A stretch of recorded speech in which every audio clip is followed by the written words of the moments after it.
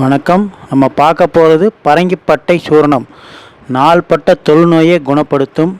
அரிப்பு, சொரிசிரங்கு, சோரியாசிஸ், நாள்பட்ட தேம்பல்.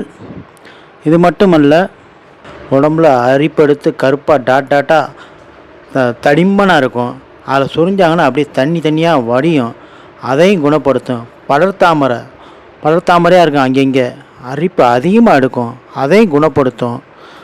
இது காலையில் ஒரு சின்ன டேபிள் ஸ்பூன் தேன் அல்ல பாலில் குழப்பி சாப்பிட்லாம். மதியம் சாப்பாடுக்கு பின்னாடி, இரவு அதே மாதிரி சாப்பாடுக்கு பின்னாடி.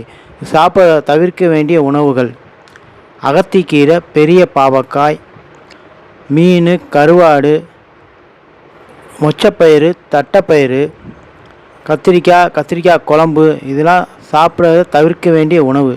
பரங்கிப்பட்டை சூர்ணத்தை பற்றி சுகரும் இது கண்ட்ரோல் பண்ணும்.